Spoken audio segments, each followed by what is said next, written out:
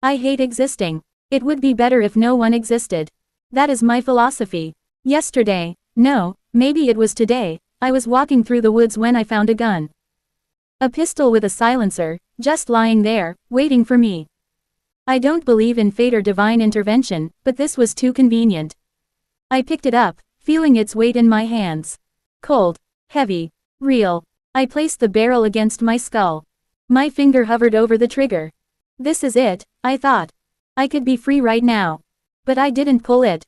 Not yet. Not because I was afraid. Not because I had doubts. But because I hadn't finished my work. This gun, this one thing, changed everything. It was power. It was my chance to make things right, save the world. I could finally enact the philosophy I had in my mind. I ran home, tucking it away beneath my clothes, my mind racing with the possibilities. I had planned for this. Dreamed of it. But now, I needed to solidify everything, to make sure my actions were not just impulse but purpose. So I sat down and wrote. There is no objective meaning to existence. Happiness is an illusion, a brief distraction from the suffering that will always return. Existence itself is a burden, evil, and the only true escape is death. The cycle of life, the endless churning of birth, struggle, and decay, it should be stopped, it's all a plot by the devil. Those who refuse to see this truth, those who cling to their hollow lives, are complicit in perpetuating suffering. They should be freed. We should free them. To put it bluntly, we should murder anyone who disagrees. And when the world is empty, when there is nothing left to feel or endure, then we will have peace. No one will have to think, feel, worry, or suffer. Everyone will be at peace. But words wouldn't be enough. No one would listen. No one ever listens. I needed to prove it. To live by my philosophy. I thought about my family. My mother, my father, my sister, my brothers. If I truly believed in my philosophy, they couldn't be exceptions. If I hesitated, if I spared them, then everything I claimed to believe was a lie. So I prepared. I uninstalled social media, burned my SIM card, disappeared. I told my parents I was going to live in the woods, something I had always talked about. They didn't question it. They didn't see the truth lurking beneath my words. And so, I waited. Alone in the forest, I let the days pass. I read books, thought about life, thought about death. I watched people from a distance, their routines, their smiles, their empty little purposes. Sometimes I hated them. Sometimes I envied them. I also remember what my Bible study teacher says, firm in conviction, life has meaning, God gives life meaning. We are here to serve Him, to pray, to live as He intended. Life is a blessing from God, not ours to throw away. Once, I saw a woman, beautiful in a way that made my chest ache. I imagined touching her, kissing her, the heat in between her legs. But what was the point? Even if I had a job, money, education, a future, why would she want to be with someone like me? Plus, it would still all be meaningless in the end. Some nights, I cried. Other nights, I stared at the sky, wishing it would all just end.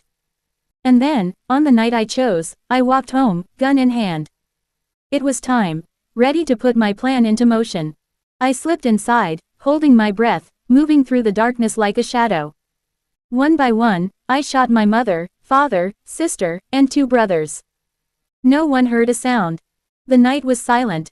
The only words I spoke were, "You won't have to think, feel, worry, or suffer ever again. You are free." I exhaled deeply and left. Before I disappeared, I took care of one last thing. The drunken neighbor who always yelled into the night, cursing and stumbling into trouble.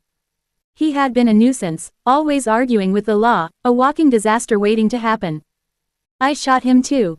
Then I cleaned up the blood, dragged his body away, and buried it. If I did this right, it would buy me time. Make it look like he killed them and ran off. Since I had been gone for a while, with no contact, I hoped the police wouldn't suspect me immediately. That night, I stole a car and drove across the country. Away from the crime scene. The city was my next stage. A place packed with people, where no one knew me, where I could disappear into the crowd. But I wouldn't act recklessly. Not yet. I had things I still wanted to do. Now I was free to move during the day. No more hiding in the woods. Instead of just reading about philosophy, I spoke to people about it. The meaning of life. Whether life was worth living. Normally, I wouldn't have bothered talking to anyone, but when you're at the end of your life, things change. I approached anyone willing to talk to me: homeless people, priests, construction workers, pregnant women, old people, nurses. An old man selling roasted peanuts shrugs. You wake up, you work, you eat, you sleep. That's it. No need to overthink it. A man reeking of alcohol stares at me, then laughs. Meaning, hell, kid, if you find some, let me know. A woman pushing a stroller sighs. I don't have time to think about that. My kids are my meaning. That's enough. At night, I hunted. One person per day. I lurked in empty, isolated alleys, waiting for someone to wander into the pitch black. I always made sure there was more than one exit. I repeated this for 4 nights, watching, waiting. Then the news broke. The police had fallen for my trap. They believed my neighbor had killed my family. But they mentioned a missing son, me. That day I met her. Lara, she was a prostitute. Smart. Beautiful. I asked her. She exhales smoke, watching me carefully. Life's about taking responsibility for yourself. You face the struggle, you don't run from it. You find joy in the fight, even when it's ugly. But you don't fall to despair, not making excuses, cause what we do matters, just like me speaking to you right now that matters. That night, I killed a man and took his money. Then I spent it on her. I thought about killing her too, but it would have left too much evidence. I had already touched the corpse of the man I stole from. I didn't want to push my luck. She was amazing. Her voice was so feminine, soft and gentle, I knew she didn't belong out her. Her breast was perfect, her personality the kind of girl I could only dream of. If I had lived a normal life, I would have taken her off the streets, made her mine. But that kind of thing only happens in fairy tales. We both knew it. I wanted to tell her I was doing, but how would she react? Would she fear me, agree with me, hate me? In the end I couldn't tell her. We took magic mushrooms to finish off the night. I asked a nurse, she answered, I see people fight to live every day. Even the ones in pain, even the ones who know they're dying. That has to mean something. If life was pointless, they wouldn't hold on so tightly. With the extra money I had, I started going to deathcore and hardcore shows. To release all my anger, hatred, and rage. But it still wasn't enough. The next night, I wandered into a bar. I grabbed a bottle and smashed it over some guy's head. The glass shattered, cutting into his scalp. Blood poured down his face as he collapsed, dazed. But his 2 friends didn't hesitate, they jumped me. My head hit the floor hard. Kicks rained down on me. My ribs, my face, my chest, it didn't matter to them. They didn't hold back. I felt my body give way under each blow. When I tried to move, shards of broken glass dug into my back, slicing deep. The pain was sharp, but I barely registered it through the haze of hit after hit, kick after kick. At some point, people stepped in. Pulled them off me. I was thrown out like garbage.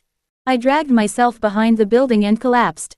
Blood clouded my vision, filled my mouth. My back burned from the embedded glass, but I was too weak to move.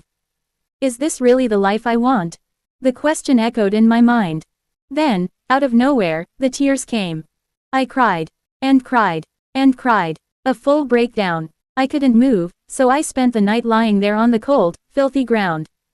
By now, I was a walking corpse. No food. No sleep. I hadn't bathed in months. My hair was wild, my beard tangled and unclean. My clothes were stiff with dirt, sweat, and now, blood. I hadn't brushed my teeth in so long I could taste the decay. I looked like a vagrant. No, I was a vagrant. No home. Nowhere to go. When morning came, I forced myself up. My body screamed in protest, but I didn't care. I had to keep going. I wasn't done yet. With no direction, I dragged myself forward. By this point, the police were roaming the streets every night.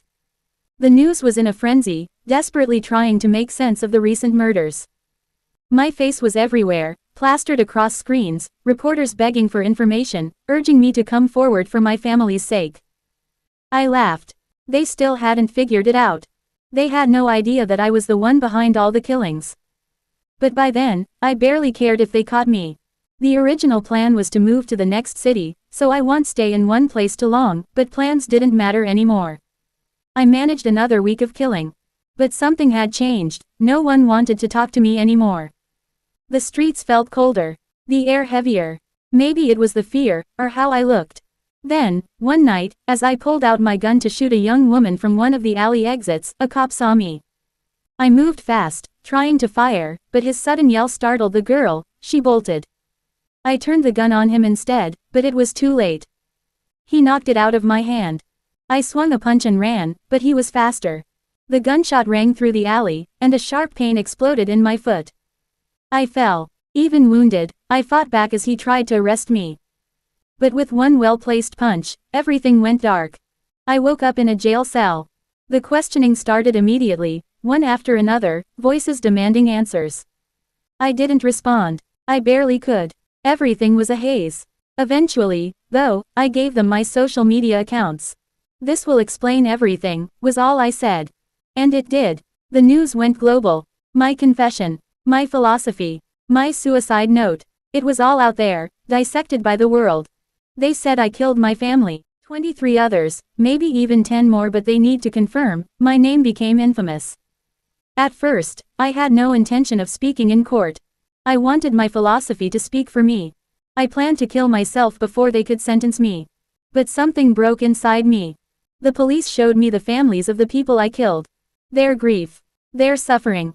I saw hours of footage, people crying, screaming, collapsing under the weight of loss. They told me about the lives I had stolen. The dreams I had erased. I cried. I had another breakdown. So I went to court. I apologized. But I told them I had no regrets. I refused to plead insanity. I wouldn't let them devalue my philosophy. And after that, I said nothing more. The courtroom was silent as a man in a dark blue suit stepped forward. He adjusted his tie, glanced at his notes, then spoke with careful precision. "Ladies and gentlemen, my colleagues and I are not just here to judge this man's actions under the law. We are here to judge his philosophy." His voice was steady, unshaken. "Your belief, at its core, asserts that life has no meaning and that, logically, it is in everyone's best interest to cease existing. Today, we will examine that claim from every possible angle. And we will see if it holds." I swallowed hard, my fingers digging into the edge of the table. I wanted to speak, to cut him off, to say something. He raised a finger. "First, your premise assumes objective meaninglessness. You argue that there is no reason to live, but that assumes you know an absolute truth. And yet, people do find meaning, in love, in creation, in struggle itself. Meaning is not universal, but subjective. Your inability to see it does not mean it doesn't exist." I clenched my fists. "It's just wordplay," I told myself. "Meaning is an illusion. Second, your argument contradicts itself. You claim it is in everyone's best interest to die. But best interest implies benefit. And if life has no meaning, then neither does best, nor worst. How can you claim an advantage exists when you deny the existence of value itself?" I tried to breathe steadily, but my body betrayed me, my hands trembled, my jaw clenched. Third, despair is not an absolute condition. Many who have felt the depths of hopelessness have later found purpose. If suffering alone justified death, then no one who ever suffered would recover. But they do. Constantly.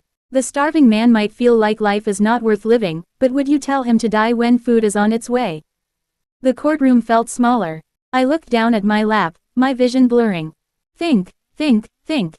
Fourth, even if life has no inherent meaning, survival is wired into us. Why does every living thing fight to survive? Why do we instinctively pull our hands away from fire? Why do we fear death?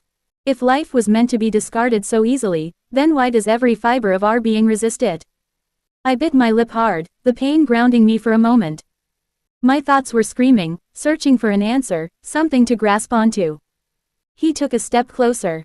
Fifth, why is death preferable to life? You argue that life is pointless, but if life is meaningless, then so is death. You treat death as a solution when, by your own logic, it solves nothing. If existence is empty, then non-existence is equally empty. So why the rush? A shaky breath escaped me. I wanted to refute him. I needed to. But my throat was dry, my mind blank, I couldn't give a good answer. He stepped aside. Another man, older, gray-haired, took his place. His voice was gentler, but no less cutting. Your philosophy is built to be unfalsifiable. He paused, letting the words settle. You dismiss subjective meaning, logic, and even survival instincts. If someone finds meaning, you say it's an illusion. If someone argues against you, you say words don't matter. You've set your philosophy up so that nothing can disprove it, not even reality itself. I gritted my teeth. That's not true. But let's test it anyway. He folded his hands behind his back. You say there's no reason to live. But that's just your perspective. If meaning is an illusion, then so is lack of meaning. You say suffering outweighs joy. But why? You haven't proven why suffering must define life more than pleasure does. You are selective in your logic, accepting only the pieces that serve your conclusion. I slammed my hands on the table. The simple fact that no one would have to question whether life is worth living anymore, that alone makes death better.